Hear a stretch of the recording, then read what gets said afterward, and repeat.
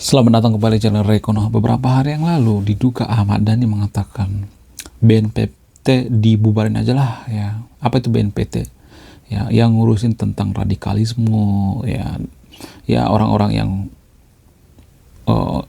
berlebihan dalam beragama ya. Nah, yang jadi pertanyaan, menurut kalian gimana? Apakah yang dikatakan oleh Ahmad Dhani ini benar atau tidak? Jadi gini guys, beberapa hari yang lalu Ahmad Dhani mengatakan sebenarnya radikalisme ini adalah buatan daripada elit-elit global ya, buatan daripada ya orang-orang yang sirik dengan umat-umat muslim yang ada di dunia ya. Kemudian Ahmad Dhani mengatakan ya, diduga beliau ini mengatakan Islamofobia ini adalah semacam bikin-bikinan orang-orang luar gitu, orang-orang barat, orang-orang Eropa gitu. Untuk apa? Untuk ya menyudutkan agama Islam lah. Ya, diduga beliau mengatakan seperti ini sebuah webinar ya. Dan ini juga sudah viral ya di beberapa media sosial ya. Menurut kalian gimana? Apakah yang dikatakan Ahmad Dhani benar atau tidak? Kemudian saya melihat ya, Ahmad Dhani ini adalah seorang politisi yang kontroversi ya. Ada dugaannya ya, ini masih dugaan ya, ini masih dugaan saya pribadi ya. Ahmad Dhani ini meniru seperti yang dilakukan oleh Donald Trump. Donald Trump juga sebenarnya politisi kontroversi kan. Jadi saya melihat ya, dugaan saya bisa aja Ahmad Dhani melakukan kontroversi semacam ini untuk apa? Untuk mencapai popularitas. Karena apa? Karena di dunia perpolitikan itu kita harus eksis ya. Jadi bagaimana caranya biar eksis ya, dengan melakukan kontroversi. Ini masih dugaan ya. Menurut kalian gimana? Apakah ini berhasil gitu ya? Apakah Ahmad Dhani nanti bisa seperti Donald Trump gitu, bisa jadi presiden di Konoha ya? Who know, siapa yang tahu ya kan?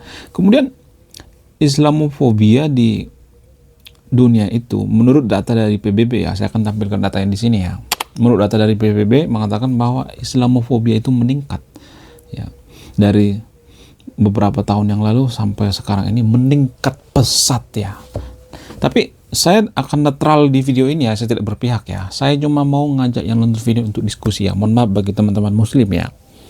Saya juga sangat menghargai yang namanya agama muslim ya. Jadi di sini kita cuma nyari solusi ya, nyari bagaimana ya masalah seperti ini bisa selesai. Saya tidak ya berpihak pada agama tertentu, enggak ya. Saya hanya mengurai dan saya tidak akan memberikan kesimpulannya. Saya hanya mengurai cara berpikir kita supaya mengambil tindakan-tindakan atau keputusan-keputusan yang rasional dan lain sebagainya. Jadi ada beberapa topik yang kita bahas di channel ini. Yang pertama, apakah Ahmad Dhani akan membubarkan yang namanya BNPT ya. Kemudian Islamofobia meningkat menurut kata PBB, apa yang jadi permasalahannya. Kemudian kontroversi seputar Ahmad Dhani, apakah Ahmad Dhani berhasil ya mengikuti jejak Donald Trump di Konoha? Mari kita bahas. Selamat datang kembali di segmen tanpa skrip. Kenapa saya sebut segmen ini tanpa skrip? Karena saya tidak ada skripnya, di depan saya nggak ada skrip ya. Sengaja saya melatih diri saya untuk berbicara di depan kamera tanpa skrip ya. Mohon maaf ya kalau ada kesalahan-kesalahan dari perkataan saya ya.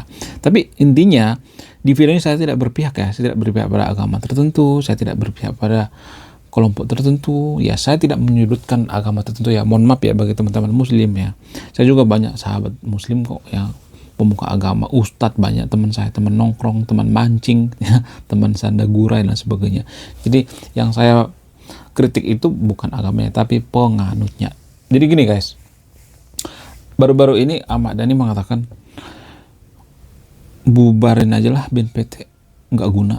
Kenapa? Karena radikalisme itu adalah buatan barat. Itu tuh ciptaan orang-orang barat. Untuk apa? Untuk ia mendiskreditkan agama muslim dan lain sebagainya. Nah, yang jadi pertanyaan gini guys, saya hanya bertanya, saya tidak akan memberikan pernyataannya. Kalau misalnya di Konoha itu tidak ada yang namanya radikalisme, kenapa di setiap Natal ya gereja selalu dijaga oleh polisi? Kenapa? Kalau di Konoha tidak ada yang namanya radikalisme, kenapa harus dijaga? Kenapa harus dipagarin sama polisi? Kenapa harus disediakan alat-alat seperti anjing pelacak dan sebagainya? Saya dulu pernah ya ngelihat dengan mata kepala saya sendiri, ya, di gereja ada ditaruh ya petasan gede, ya, duar, ya begitulah. Saya tidak menyebutkan namanya di sini ya, karena apa? Karena dibayar sama YouTube nanti.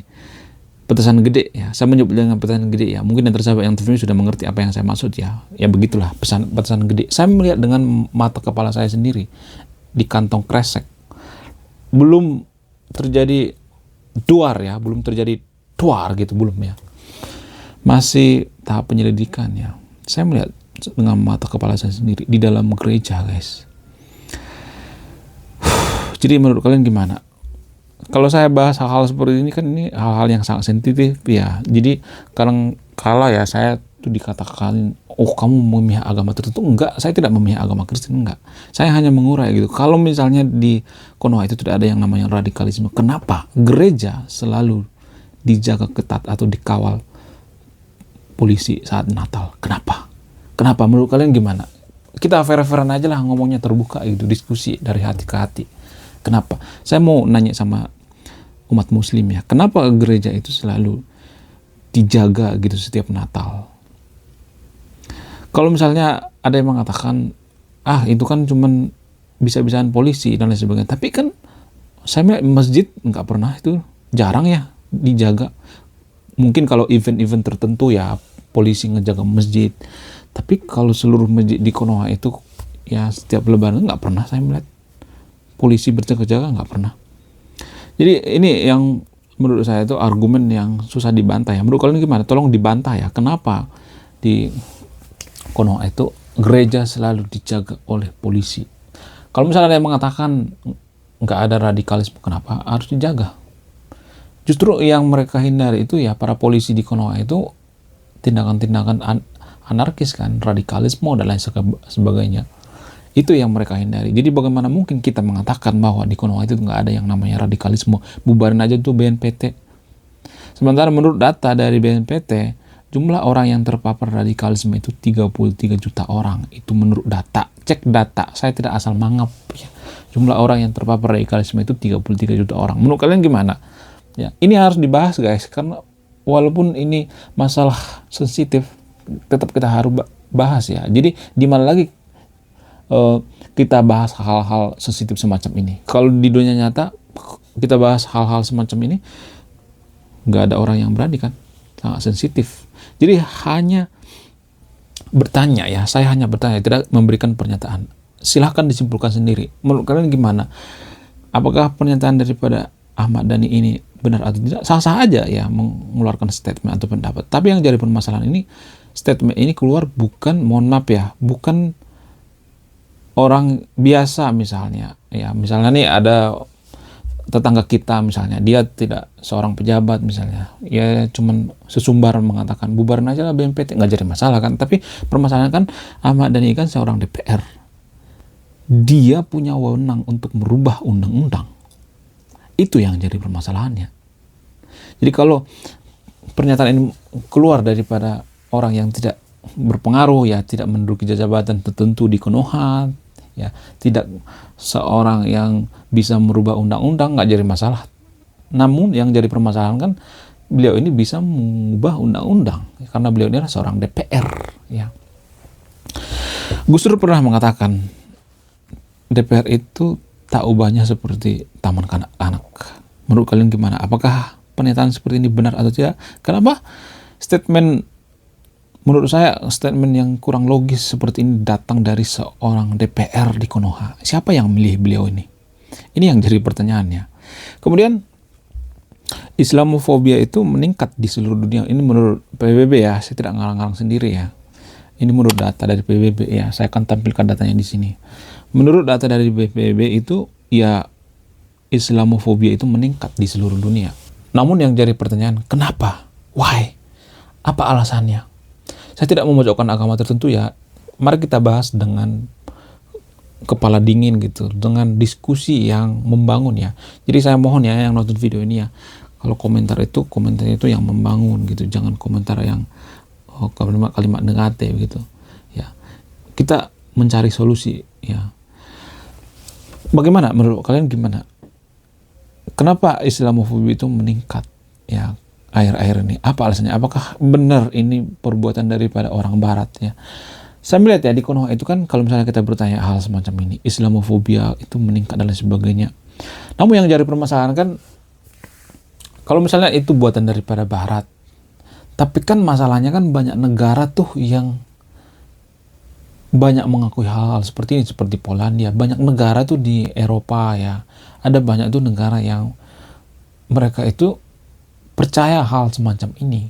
Jadi ini bukan semacam mitos yang perlu kita cari solusinya. Apakah hal ini terjadi karena apa? Karena bisa saja ya, mohon maaf ya bagi teman-teman muslim, bisa saja hal ini terjadi karena apa? Karena kita kurang introspeksi diri ya sebagai umat muslim. Bisa aja kan terjadi ya, who know ya kan. Saya hanya bertanya ya, menurut kalian gimana? Apakah ini benar atau tidak? Apakah hal seperti ini terjadi karena kurangnya introspeksi diri? Contoh misalnya, kita ambil contoh ya. Ya, Islamofobia itu misalnya nih, ketinggian misalnya. Banyak orang tuh ya yang gak suka yang namanya ketinggian ya. Bahkan saya sendiri juga, kalau saya ke gunung itu, saya gak suka lihat ke bawah. Kalau misalnya saya pergi ke apartemen, misalnya ke hotel gitu ya, lantai 10, lantai 20, saya tuh ada semacam fobia ngelihat ketinggian. Nah, yang jadi pertanyaan, apakah hanya saya sendiri yang fobia ketinggian? Enggak kan? Ada banyak kan? Ada banyak, di dunia ini ada banyak. Jadi fobia ketinggian dengan fobia ular itu hampir sebanding. Nah, yang jadi pertanyaan, kalau kita fobia ketinggian, apa yang kita salahkan? Ketinggiannya apa? Fobianya. Kalau kita misalnya fobia ular misalnya, apa yang kita salahkan? Orang yang fobia apa ularnya? Namun yang jadi permasalahan ya, saya cuma bertanya ya, kalau misalnya seekor ular itu tidak berbahaya, apakah ada orang yang fobia? Menurut kalian gimana? Kalau misalnya ketinggian itu tidak berbahaya, apakah ada orang yang fobia ketinggian? Justru karena ketinggian itu berbahaya kan, makanya ada orang yang fobia ketinggian. Menurut kalian gimana? Saya hanya bertanya ya. Jadi apakah karena kita tidak mau introspeksi diri gitu, selalu menyalahkan orang lain gitu, oh ini karena Mama Rika, oh ini karena Zionis ya, oh ini karena apa dan lain sebagainya. Sementara ya, menurut penelitian ya, orang yang radikal itu biasanya mengutip dari ayat-ayat kitab suci ya, ayat kitab suci agama mayoritas di Konoha. Jadi kalau misalnya kita mengatakan ya, oh itu kan buatan Barat, kenapa mengutip gitu, kenapa dikutip dari kitab suci kita? Kalau misalnya ini propaganda Barat, kenapa kita mau gitu? Kenapa kita mau gitu? Misalnya nih, kita pengen diadu domba ya, diadu domba sama orang Barat ya, orang luar. Kenapa kita mau diadu domba? Itu yang jadi permasalahan. Kenapa kita nggak cerdas aja gitu? Oh, ini propaganda Barat ya. Oh, ini konspirasi Barat. Ya jangan kita lakukan dong. Jangan kita mengutip ayat gitu dari kitab suci agama tertentu di Konoha misalnya. Jangan. Ya, mari kita menggunakan pemikiran-pemikiran yang cerdas, gitu, pemikiran-pemikiran yang waras ya.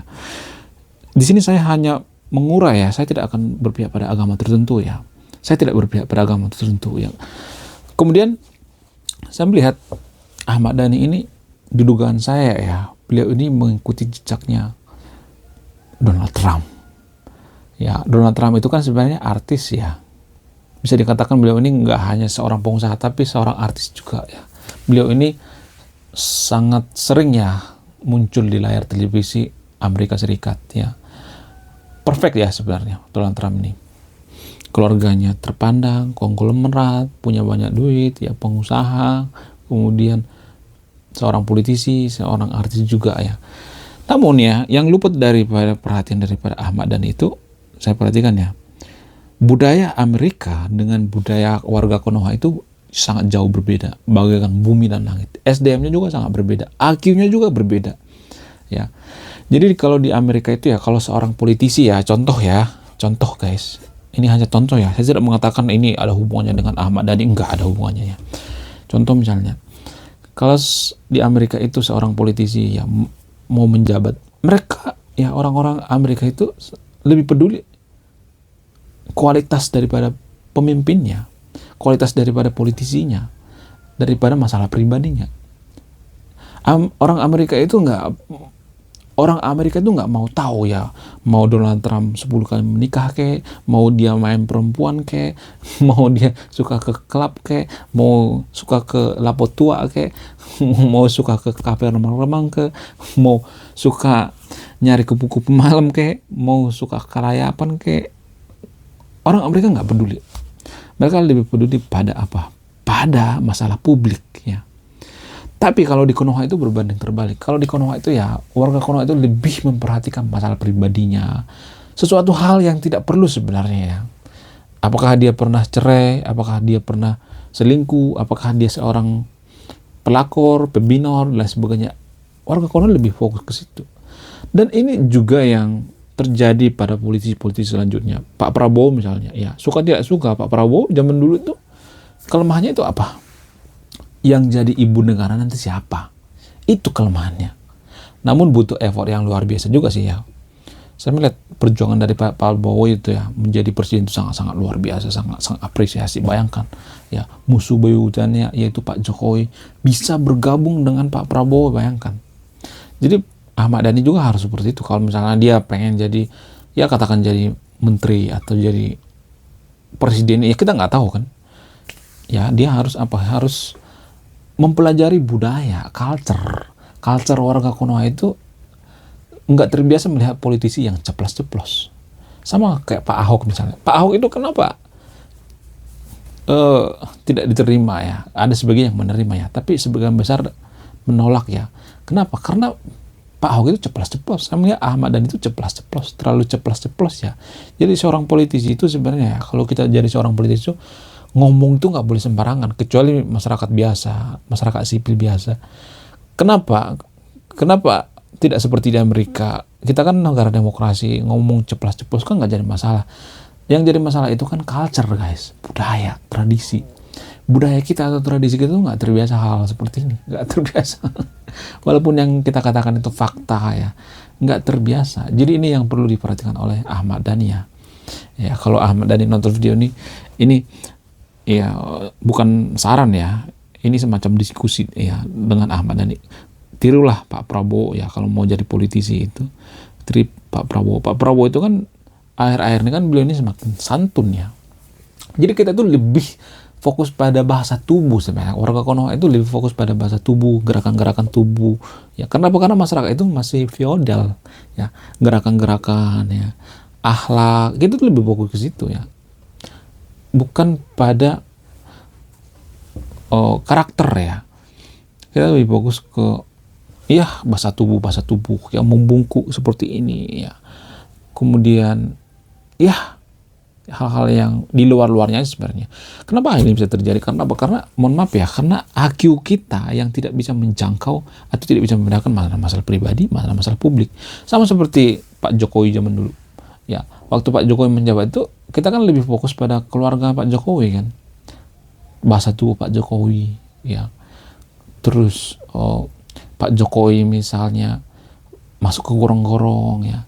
Jadi kita tidak melihat esensi ya. Saya tidak menyalahkan Pak Jokowi masuk ke gorong-gorong ya. Tapi yang jadi permasalahan itu adalah kita harus melihat esensi dulu ya. Esensinya apa gitu ya. Apa sih dibalik ini semua? Kita harus tahu ya. Bisa aja ya, saya tidak mengatakan Pak Jokowi seperti itu ya. Bisa aja dibalik keluguan seseorang melakukan bahasa tubuh dan sebagainya itu ada makna terselubung ya. Oke, sekian video ini. Terima kasih sudah menyimak dan memahami. Ya, saya tidak berpihak pada agama tertentu ya. Disclaimer on ya. Saya harus berkali-kali mengatakan seperti ini ya. Karena banyak yang salah kaprah gitu dengan video saya ya. Saya tidak berpihak pada agama tertentu ya. Saya hanya berusaha mengurai polemik atau masalah yang terjadi di Konoha ya, yaitu seputar radikalisme ya. Karena radikalisme ini ya sangat mempengaruhi kemajuan suatu bangsa. Jadi bagaimana mungkin kita menyepelekan hal seperti ini kalau ini mempengaruhi kemajuan suatu bangsa? Apa pengaruhnya? Ya kalau banyak orang yang radikal di Konoha, gimana kita mau maju coba? Kalau banyak orang yang radikalisme itu, bagaimana caranya memajukan SDM? Orang yang, mohon maaf ya, radikalisme itu biasanya orang yang berlebihan dalam beragama. Biasanya mereka mengutip-ngutip dari kitab suci. Saya tidak menyalahkan ayatnya ya, tapi biasanya mereka akan mengutip ya. mengutip ayat-ayat tertentu. Untuk apa? Untuk melanggengkan kekuasaannya. Jadi ada sebuah pepatah yang mengatakan, ya, kejahatan yang dibungkus dengan agama itu terlihat mulia. Itu yang dilakukan oleh orang-orang yang radikal di Konoha. Oke, sekian video ini. Terima kasih sudah menyimak. Saya Rek Konoha. Salam rasional.